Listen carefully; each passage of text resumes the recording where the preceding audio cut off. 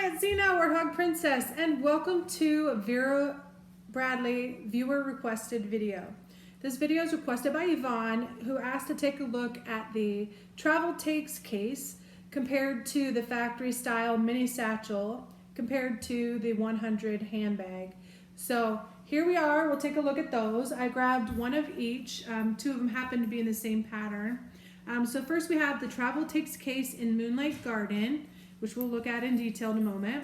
We have the Factory Style Mini Satchel in Black Velvet, and we have the iconic 100 handbag, which is another retail side item in Moonlight Garden. So let's start with the biggest and we'll work our way back to the smallest. So this is probably double the size of these. These two are almost the same. This one is quite a bit larger. So it's 2/3 of the length of the bigger one. It's roughly the same height, but then also proportionally narrower on the base. So I'd say probably 2/3 the size, not twice as big. But this is a rectangular cube shaped bag. It's not perfectly squared off, but it is a squared off type bag. I will also include this when we look at the lug bags like the scoop and the carousel and whatnot. So we'll see this again in a little bit because we're doing viewer videos today. But this one, you have your two carriage handles. They're not, if you're little, you can probably put it up over your shoulder. It doesn't really work for me, but you could, I suppose. But more so, it's just crook of the arm or carry it in the hand kind of handles. It does also have a removable, adjustable crossbody or shoulder strap, which is nice. So it does give you a variety of carriage options, certainly. These straps are not removable though, so you still have them, but they do have the little metal hardware there, so they do lay flat against the bag. The bag itself has a slip pocket on the front. Actually, sorry, the back. It has a slip pocket here for your phone, which here's my phone. iPhone 6s Plus fits just perfectly, like the top is right at the top, so you can grab it easily.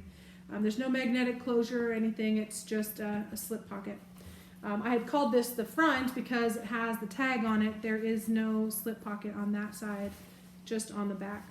That being said though, it's essentially a triple compartment bag where you have two narrow compartments on the front and the back, and the zippers work opposite each other, which is interesting, but they're just slim compartments. So you can fit sunglasses, you can fit notebooks, you can fit little things. They do each have a little, like a finger width of gusset to themselves on either side, and then the middle compartment is your main compartment, and that has all the main space.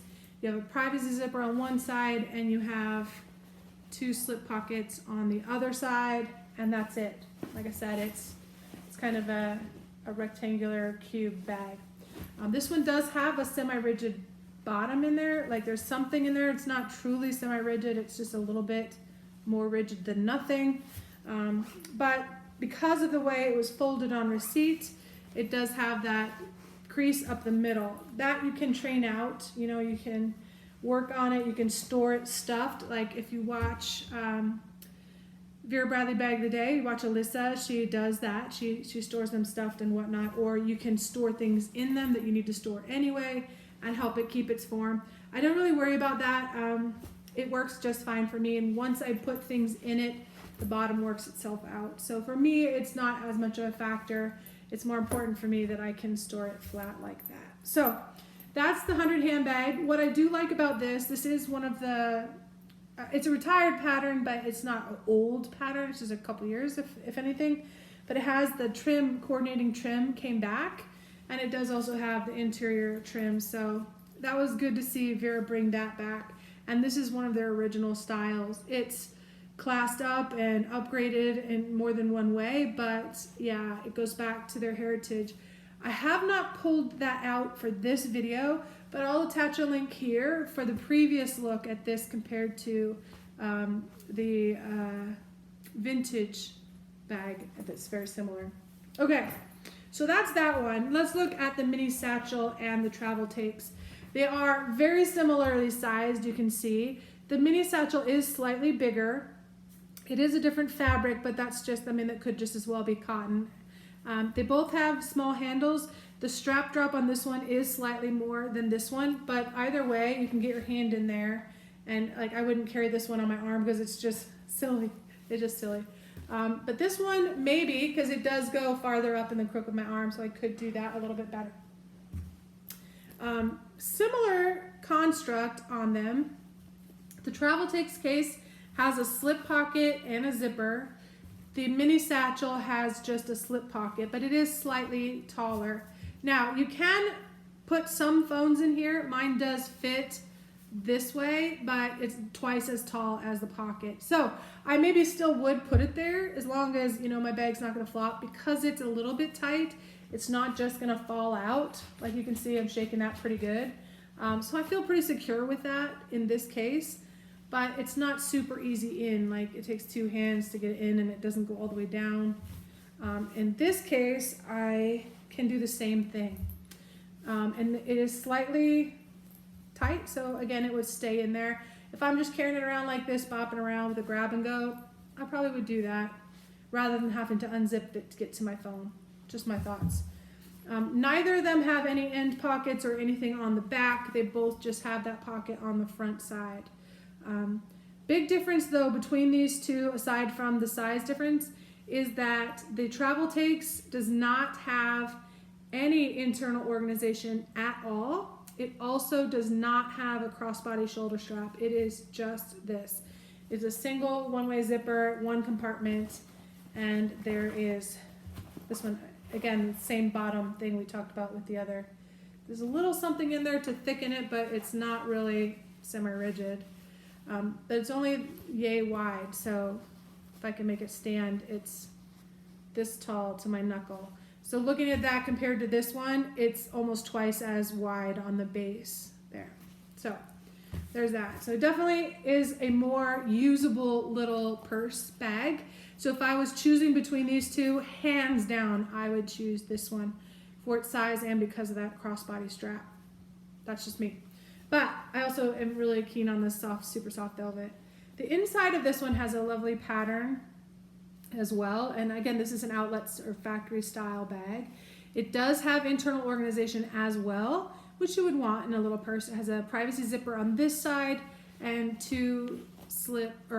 one slip on this side. I thought it was two. One big slip, and then inside you just have the strap, which is removable, and then you have the base, which again is twice as wide. Sorry, my phone put on silent. Silence. Okay, the zipper pull on this one is a faux leather ribbon style zipper pull. There's your loop for you want to put your strap on or off. It is a faux leather strap, and it is adjustable via the buckle style adjustment on there with metal fittings, in this case silver. And there you go. Obviously I haven't used that strap, or actually I haven't used this bag at all yet either. But if you're not using the strap, or even if you are, depending on how you're using it and what you want to attach, you could also attach other things like your hand sanitizer or your key or your mask pouch or your earbuds. You can attach little things on there with or without that extra strap so that you can.